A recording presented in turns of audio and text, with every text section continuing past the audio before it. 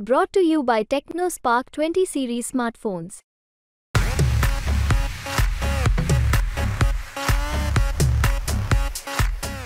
जालन्याच्या अंतरवाली सराटी गावात आज मराठा आंदोलक हे आपले अहवाल सादर करतायत। आपण माझ्या मागे पाहू शकता या ठिकाणी जरंगे पाटील बसलेत आणि ते अहवालांची तपासणी करताना पाहायला मिळत आहे। राज्यातील कानाकोपऱ्यातून गावागावातून या ठिकाणी अहवाल येण्यास सुरुवात झालेली आहे। जरंगे पाटलांनी 24 तारखेच्या महानिर्णायक बैठकीत सांगितल्याप्रमाणे आज जालन्यातल्या अंतरवाली सराटी या गावामध्ये राज्याच्या कानाकोपऱ्यातून मराठा बांधव मोठ्या संख्येने गर्दी करतायत व ते आपले अहवाल सादर करतायत। या लोकसभा निवडणुकीत मराठा आंदोलक मराठा उमेदवार उभे करायचे का नाही यासाठी राज्याच्या कानाकोपऱ्यातून मराठा बांधवांची मते घेण्यात येत आहेत। माझ्यासोबत या ठिकाणी छत्रपती संभाजीनगर या ठिकाणून आलेले काही मराठा आंदोलक आहेत। आपण यांच्याशी बातचीत करून जाणून घेऊया। दादा, काय सांगणार, काय वाटतं तुम्हाला? जरंगे पाटलांकडून अहवालांची तपासणी करण्यात येत आहे। जरंगे दादाकडनं आम्ही छत्रपती संभाजीनगर ग्रामीणचा अहवाल आज दिलेला आहे आणि आमच्या अहवालातून आम्ही सविस्तर असं टक्केवारी ठरवून दिलेली आहे की निवडणूक लढवाई की नाही, राजकारणात यावं की नाही, हा अहवाल आम्ही दादांना दिलेला आहे आणि शेवटी निर्णय हा अंतिम दादाचा आहे। दादा जो निर्णय घेतील तो आम्हाला मान्य असेल आणि दादाने जे ठरवलं त्या भूमिकेशी आम्ही त्यांच्या पाठीशी खंबीरपणे आमचा तालुका पूर्णपणे पाठीमागं उभा आहे। दादा, काय वाटतं आपल्याला? वंचित बहुजन आघाडी आणि दादांची युती व्हायला पाहिजे? 100%। कारण आपण ह्या मराठा नेत्यांना आतापर्यंत जेवढे आमदार खासदार निवडून दिलेत ते तर आपलं काही काम करत नाही आहे। तर माझं वैयक्तिक मत असं आहे की वंचित असेल, मुस्लिम समाज असेल, बाकीचे समाज असेल, यांना सर्वत्र एकत्र घेऊन आपण निवडणूक लढवायला पाहिजे आणि आपल्या विचाराचे आमदार खासदार निवडून दिले पाहिजे। सर, काय सांगणार? मराठा समाजाचा स्वतंत्र अपक्ष उमेदवार उभा राहायला पाहिजे का आगामी लोकसभेत? का नाही राहायला पाहिजे? 100% राहायला पाहिजे। समाजाचं बाजू म्हणून कुठेतरी यांना या लोकांना आपला अधिकार कळायला पाहिजे।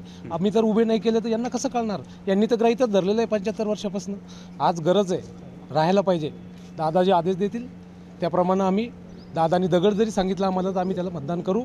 समाजाचा उमेदवार दादा जो देईल त्याच्या पाठीमागे आम्ही 100% उभे राहू। मात्र जालना असेल, अंबड असेल या ठिकाणच्या मराठा बांधवांनी याला विरोध केला आहे, कारण जरंगे पाटलांनी स्वतः निवडणूक लढवावी, कुठलाही अपक्ष उमेदवार देऊ नये असं त्यांचं स्पष्ट मत आहे। नाही, अपक्ष नाही, दादानी नाही लढवावी। आमचीही एक प्रामाणिक भावना आहे की दादानी राजकारणात येऊही नाही आणि दादा येणारही नाही, पण दादानी दादाच्या आदेशानुसार जे लोक देतील त्याला आम्ही समाज 100% त्यांचं समर्थन करू, त्यांच्यासोबत राहू। आपल्यासोबत आणखीन काही बांधव आहेत। दादा, काय सांगणार? कुठून आलेत तुम्ही आणि काय भावना आहे तुमची?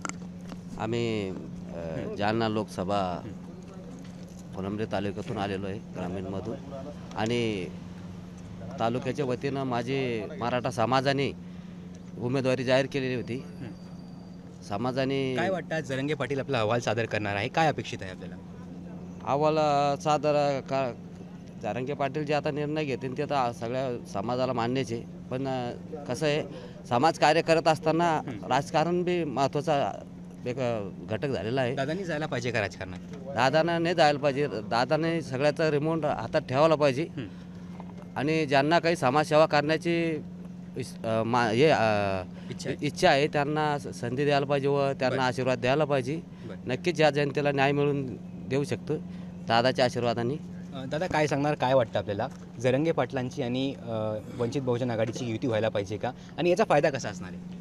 आज आम्ही आमच्या छत्रपती संभाजीनगर ग्रामीण तालुक्याचा एकंदरीत पूर्ण सविस्तर असा अहवाल, जो की आमची पूर्ण टीम मागील 3 ते 4 दिवसापासून दिवसरात्र मेहनत घेऊन त्यांनी पूर्ण टीमने अहवाल बनवला आहे। तो गोपनीय अहवाल आम्ही दादांना आत्ताच या ठिकाणी दिलेला आहे। दादांना त्या संदर्भातही आम्ही युती संदर्भातही सर्व आमचे मतं मांडलेले आहे, परंतु त्यानंतरही दादा जो निर्णय घेतील तो अंतिम राहील आमच्यासाठी। कारण जरंगे पाटलांनी राजकारणात यायला हवं की नाही, काय मत आहे? आमचं एकंदरीत संपूर्ण समाज बांधवांची एकच इच्छा आहे की दादांनी राजकारणात येऊ नये, परंतु राजकीय भूमिका मात्र नक्की जाहीर करावी।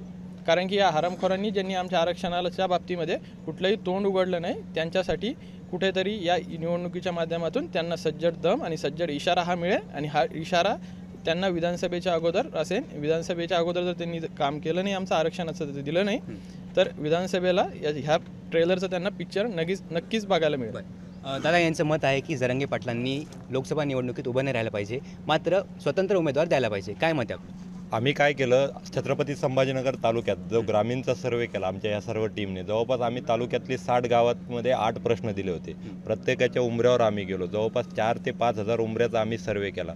त्या सर्वेतून असं एक निष्पन्न आलं, आम्ही एक सारांश काढला की सगळ्यांचं मत असं जवळपास 70-80% सामान्य गरजवंत मराठ्यांचं मत असं होतं की बाबा दादांनी राजकारणात येऊ नये पण राजकीय भूमिका घ्यावी.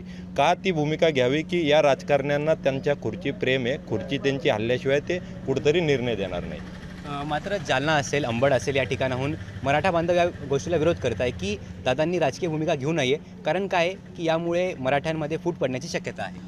तुम्ही म्हणतात काही ठिकाणी मिटिंग झालात, तर हे बघा, मतांतर असू शकतं पण जास्तीत जास्त कोल दादानी राजकारणात येऊ नये पण दादानी राजकारणाची भूमिका घ्यावी. का घ्यावी की ही लोकशाहीचं राज्य आहे. आपण बघतोय की मागच्या कुठल्याही आंदोलनातून यश, केजरीवालचं उदाहरण घ्या तुम्ही, अरविंद केजरीवालांनी आंदोलनातून पुढं आलेलं नेतृत्व आहे.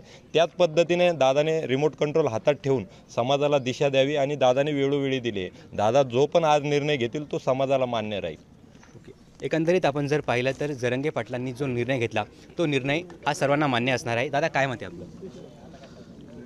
सगळ्या मराठा समाजाची जी भावना आहे, तुम्ही जे म्हटला की अंबड तालुक्यातील किंवा जालना लोकसभा मतदारसंघातील काही लोकांचा विरोध आहे, तसं नाही आहे.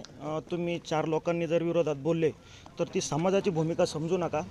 मुळात 4% लोक वेगळं बोलतील पण 96% ज्या समाजाला सध्या गरज आहे, आरक्षणाची ज्या समाजाला गरज आहे, जे तरुण आत्महत्या करतायत, खरंच प्रामाणिकपणे जो पाठीमागं उभा राहणारा समाज आहे, हा समाज खरंच दादाच्या मागं उभा आहे. तुम्ही 4% लोक दाखवण्याचा प्रयत्न किती जरी केला तरी हा समाज कधीच फुटणार नाही. मात्र त्यांचं स्पष्ट मत आहे की यामुळे काय होईल की ही जी चळवळ उभी राहिली ही चळवळ संपून जाईल आणि राजकारणात प्रवेश केल्यामुळे जी मूळ मागणी होती ती भरकटेल.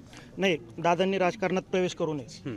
जो आम्ही आज संभाजीनगर तालुक्यातला पूर्ण अहवाल एकंदरीत जमा केला आणि त्यातून हे निष्पन्न झालं की जो पहिला मुद्दा होता की दादांनी राजकारणात प्रवेश करावा का, दादांनी राजकारणात बिलकुल प्रवेश करू नये. दादांनी राजकारणात प्रवेश केला ना तर यात लगेच गटतट तयार होतील. कारण मराठा समाज हा सगळ्या पक्षांमध्ये असलेला समाज आहे आणि एका पक्षात जर गेले, एका पक्षाला पाठिंबा जाहीर केला तर बाकीचा समाज हा नाराज होईल. त्याच्यामुळं दादांनी कोणत्याही समाजाला कोणत्याही पक्षामध्ये दादांनी या ठिकाणी पाठिंबा सुद्धा देऊ नये आणि राजकारणात प्रवेश सुद्धा करू नये.